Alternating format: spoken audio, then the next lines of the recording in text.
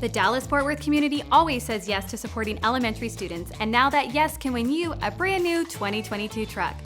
DFW Yes provides school supplies to more than 78,000 students across Texas. Give your yes today by purchasing raffle tickets in our Drive Away for Education truck raffle sponsored by Thomas J. Henry. The grand prize winner will choose from a new Ram, Chevrolet, GMC, Ford, or Nissan truck. Plus, you could win a shopping spree or gas card. Purchase your raffle ticket today at dfwyes.org. Pickle, let's talk some college football. The college football weekend has come and gone across the Lone Star State. And as is tradition here on this here program, we are going to relive the biggest moments, the 5 biggest moments. And it was hard to narrow these down. Like, there are some games that are not going to make the list, right? Especially because there was a lot of interstate play this week. Yes, there was. And so we went through and we combed through every one of the games and figured out what the 5 biggest plays, 5 biggest moments, I should say, of the college football weekend were for your amusement. Starting with number 5.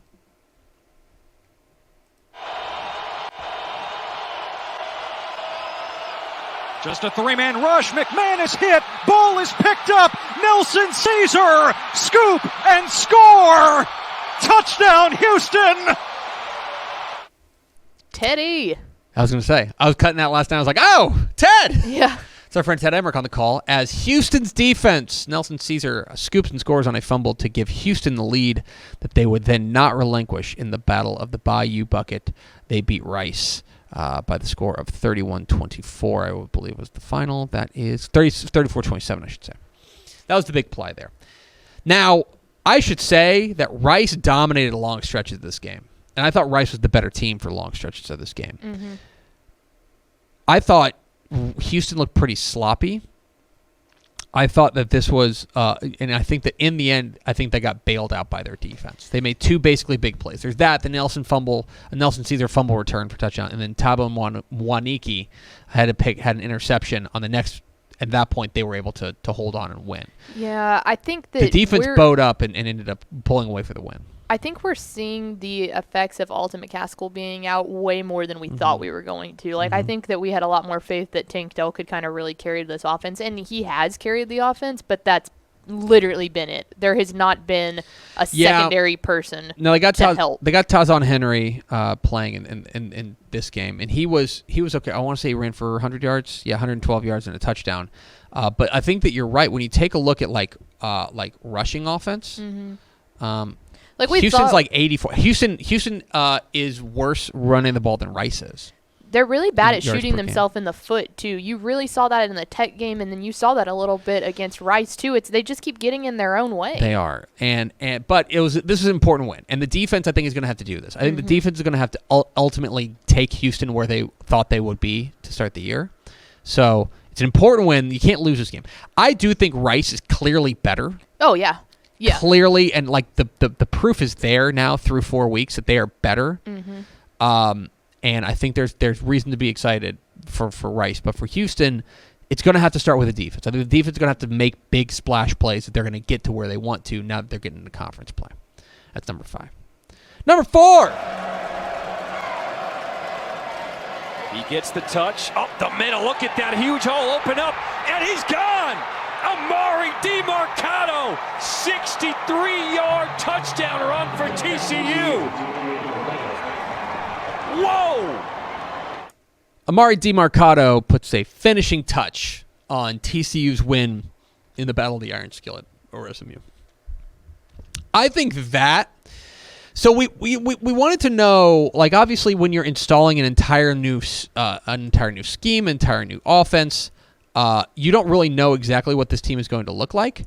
I have been very pleasantly surprised by how well TCU has run the ball. With Kendre Miller and Amari DiMarcado, they have run the ball really well. Because you remember in past years, and that was a hallmark of Sonny Dykes and his offense, but in past years at TCU, the real frustration for us sitting here has been, oh my gosh, they're asking Max Duggan to do everything. Like, how nice must it be to be Max Duggan? Yeah. To be there and be like, oh, so I can just throw the ball 29 times a game and, not have to go out there and kill myself over every play. Yeah, because he's really good at doing that. Yes, he is. He's good when he can be an important part of the offense, but not the entire offense. He can be the supporting cast. He Right. can't be the main star. Right. And the running game, I think, for TCU has been really exceptional to start the year. In fact, believe it or not, they are 4th in the nation in yards per attempt running the ball.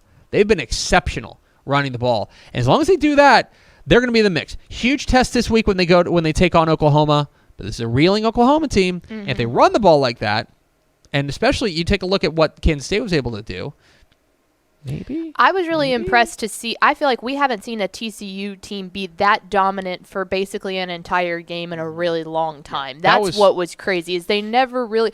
SMU did a good job of kind of making it a game in the third quarter, but I mean, there was really never a doubt that they were the better team on the field. And coming out of the gates, we haven't seen that from a Horned Frog squad in a long time. That was a complete performance from TCU. You're right.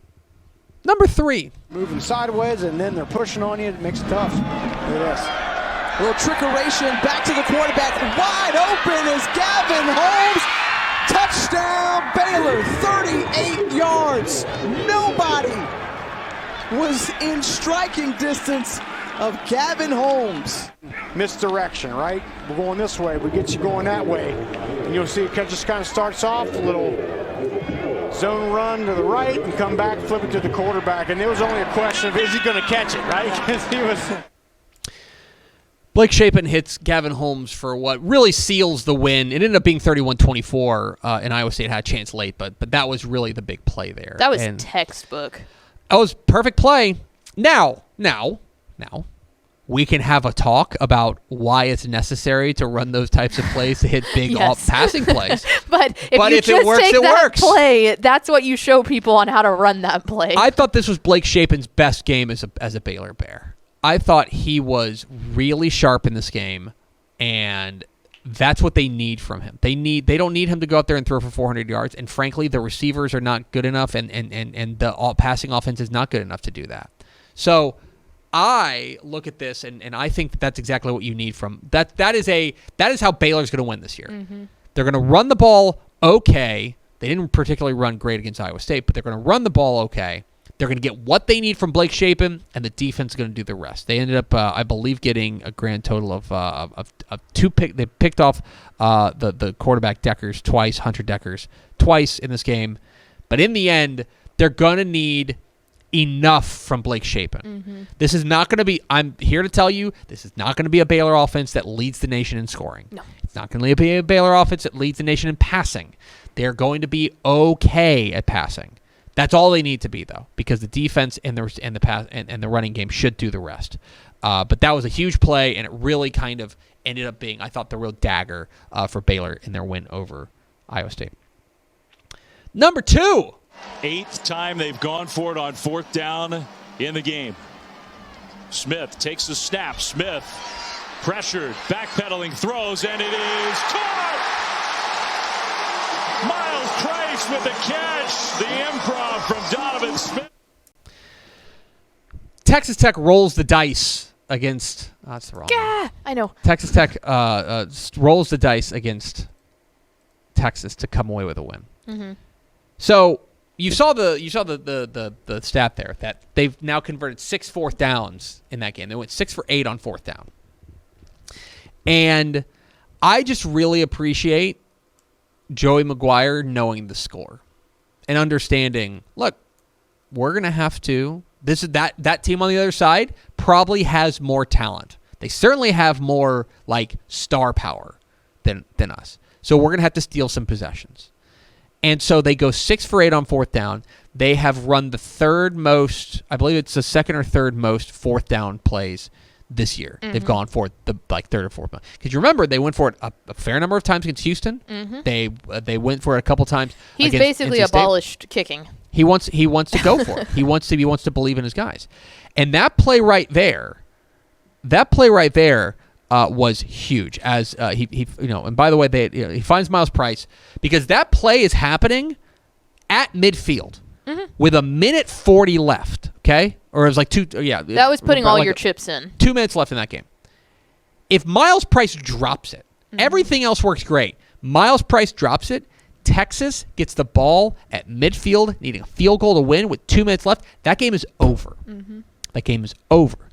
They walked a fine line, but they did it, and they came away with a real signature win. Well, and I don't think necessarily that going for it on fourth down is not the play call that I'm talking about. That's one thing, but the play call itself, I don't think was any sort of a spectacular play call. No. That all goes to Donovan Smith and what he was able to do to get that ball off, because he almost got sacked right there at the very beginning. And for Donovan Smith was the game changer of that. The play call was just try it. Just go for whatever you can get open. So Donovan Smith was, You need 3 yards. What's your best play? Yep. 3 yards. And it's hitting Miles Price on that out. That was one of the biggest games, one of the biggest moments of the week, but it was not the biggest moment of the week. Number 1. First and goal. KJ's going to run it again. Diving, fumbles the ball, and Chappelle's got it. Tyreek Chappelle in the right spot as he hands it off to Richardson.